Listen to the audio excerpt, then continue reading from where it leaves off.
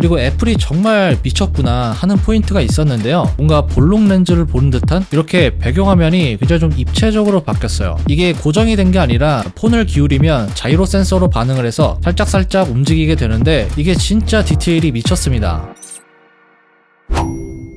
자, 바로 며칠 전이죠. WWDC가 열렸는데 여기에서 iOS 26이 공개가 되었습니다. 이번 iOS 26 정말 역대급이라고 할 수 있는데 디자인부터 새로운 기능까지 정말 새로운 아이폰을 사용하는 그런 기분이 들더라고요. 저도 이번에 베타를 업데이트해서 사용해보고 있는데 정말 그 이벤트에서 나오지 않았던 뭐 여러가지 좀 디테일들이 더 있더라고요. 그래서 오늘은 어떤 부분이 달라졌는지 지금부터 알려드릴게요. 고고! 그리고 저희가 이번에 정말 오랜만에 에어팟 구독자 이벤트를 진행합니다. 참여하시는 방법은 하단 고정 댓글에 나와 있고요. 그럼 많은 참여 부탁드릴게요. 먼저 iOS 26에서 가장 많이 바뀐 건 바로 디자인인데요. 이번에 리퀴드 글래스 디자인이 들어갔는데 이거는 iOS 뿐만 아니라 macOS, iPadOS, tvOS 등등 여러가지 OS에 모두 다 적용이 되었습니다. 전체적으로 보면은 약간 유리가 덮여있는 듯한 그런 느낌으로 변했다고 보시면 돼요. 우선 홈화면의 아이콘도 약간씩 달라졌는데 뭔가 조금 더 예쁘고 밝고 투명한 느낌이 들어요. 그리고 홈화면 편집으로 들어가 보면은 여기에 배경화면 편집이 새롭게 생겼고요. 여기서 사용자화를 눌러보면은 아이콘 스타일을 투명으로 바꿀 수 있는 메뉴가 새롭게 나왔어요. 이걸 클릭해 보면은 아이콘들이 투명한 느낌으로 바뀌게 되는데 이건 아이콘뿐만 아니라 위젯도 똑같이 이렇게 투명한 느낌으로 적용이 됩니다. 이게 딱 보면 굉장히 깔끔하고 감성 터지는 뭐 그런 느낌이긴 한데 생각보다 가독성이 좀 떨어집니다. 어떤 앱이 어디 있는지 찾는 게 쉽지가 않아요. 그나마 다크 모드를 적용하면은 가독성은 좀 올라가는데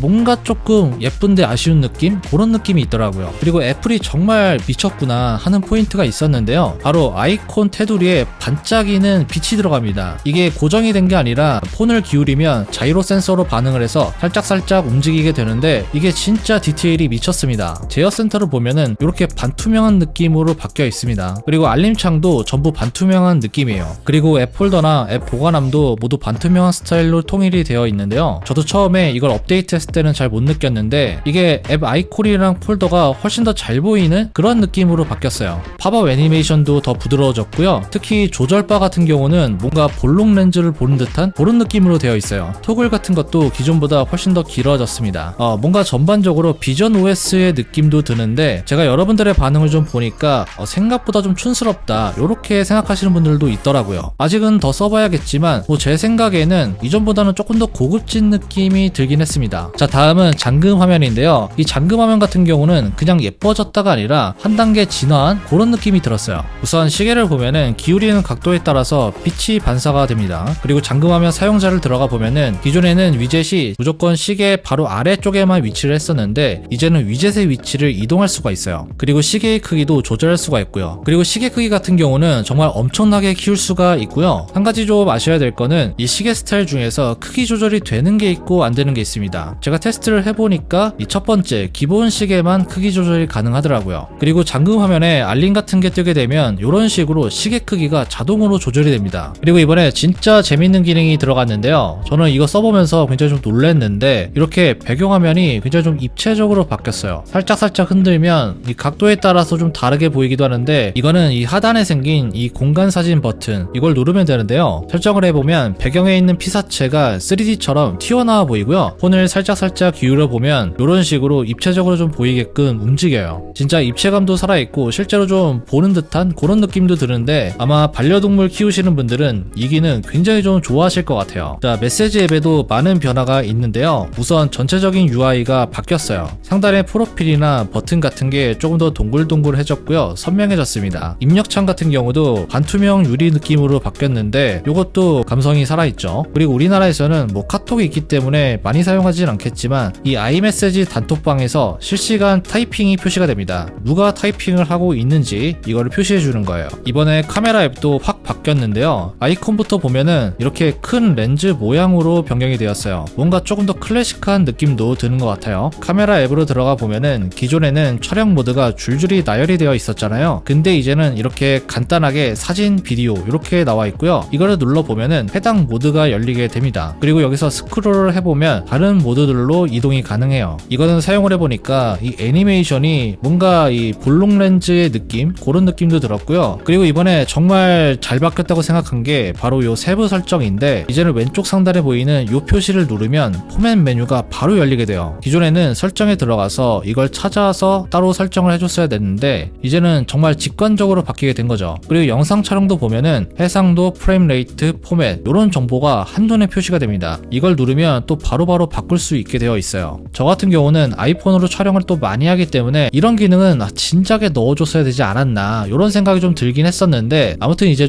카메라 설정하는 것도 굉장히 좀 편해졌다, 이렇게 좀 보시면 될 것 같습니다. 그리고 이번에 렌즈 청소 알림이라는 기능이 생겼는데요, 카메라 설정에 들어가 보면은 렌즈 클리닝 힌트라는 기능이 생겼어요. 이걸 켜게 되면은 카메라 렌즈가 더러울 경우에 렌즈를 닦으라고 알려주게 됩니다. 제가 테스트를 해보고 싶어서 일부러 렌즈를 좀 덜협해봤는데 이게 그렇게 막 잘 되진 않더라고요. 아직 베타라서 그런 것 같은데 정식 버전이 나오게 되면은 꽤 유용하게 작동할 가능성이 높습니다. 이번에 iOS 26에서 배터리 관련 기능도 꽤 많이 바뀌었는데요, 먼저 배터리 설정에 들어가 보면은 전체적으로 구성이 좀 바뀌었습니다. 상단에 현재 배터리 잔량이 표시가 되고요, 마지막 충전은 언제 했는지도 표시가 돼요. 이 상태에서 충전을 또 하게 되면은 예상 충전 시간도 표시를 해주는 기능도 생겼어요. 약간 요건 갤럭시 같긴 하죠. 그리고 전력 모드로 들어가 보면은 어댑티브 파워라는 기능이 새롭게 생겼는데요, 이걸 켜게 되면은 핸드폰 사용량이 많을 때 자동적으로 성능을 살짝 줄여준다고 해요. 저전력 모드랑은 약간 좀 다른데, 예를 들면은 화면 밝기를 아주 조금 줄여준다거나 백그라운드 작업 속도를 조절하는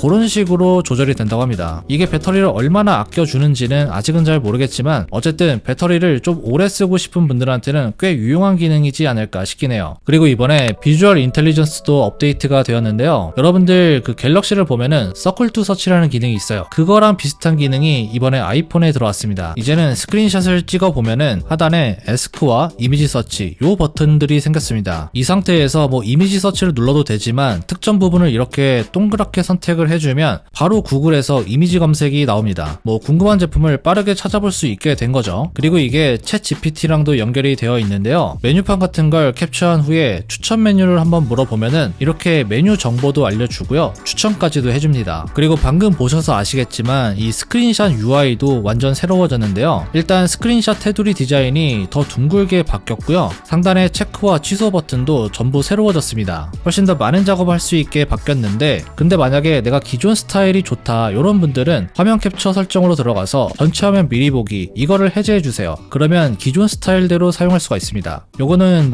취향에 따라 선택하시면 될 것 같습니다. 이번에 iOS 26에서 기본적으로 들어가는 앱도 새롭게 2개가 생겼는데요, macOS에 있는 미리 보기 앱이 이제는 아이폰에서도 사용이 가능해졌어요. 미리 보기를 한번 눌러보면은 이제는 PDF 파일이나 이미지 파일 이런 거를 바로바로 열어볼 수가 있는데, 바로 편집을 할 수도 있고요, 주석이나 자동 입력 이런 것도 다 가능합니다. 제가 사용을 해보니까 기존에 있는 파일 앱보다 훨씬 더 사용하기 편했고요, 사인이나 강조, 체크 이런 디테일한 도구들도 다 들어가 있기 때문에 문서를 작업할 때 굉장히 좀 유용했어요. 이제 아이폰을 업무용으로 사용하시는 분들한테는 이런 기능들 상당히 좀 유용할 것 같습니다. 그리고 또 하나 새로운 앱이 생겼는데 바로 게임이라는 앱이 생겼습니다. 이것도 들어가 보면은 하단에 여러가지 탭이 있는데요, 보관함 같은 경우는 내가 가지고 있는 게임들을 전부 볼 수가 있고요, 도전 과제나 친구와 함께하기, 이벤트, 랭킹 이런 기능들도 들어가 있어요. 이제 게임 앱에서 한 번에 이런 게임들을 정리해 주니까 뭔가 좀 정돈되었다 이런 느낌이 드는 것 같고요. 그리고 애플 아케이드를 사용하시는 분들도 계시죠? 그런 분들한테는 굉장히 좀 유용한 앱이 될 것 같습니다. 자, 마지막은 이게 너무 소소해서 알아채지 못할 수도 있지만 설정 검색 기능이 상당히 좋아졌습니다. 설정 앱으로 들어가 보면은 이 검색창이 원래 상단에 있었는데 이제는 아래로 이동을 했고요, 예전엔 검색을 해보면 이 결과가 뒤죽박죽이었어요. 근데 이번에는 실시간으로 입력을 할 때마다 결과가 정확하게 뜨게 됩니다. 예를 들어서 로밍을 검색을 하면은 예전에는 프로그래밍만 나왔었는데 이제는 정확하게 로밍 옵션을 찾아주더라고요. 그동안 어떤 설정들이 어디에 있는지 못 찾아서 고생하셨던 분들한테는 요거는 굉장히 좀 반가운 기능이라고 할 수 있어요.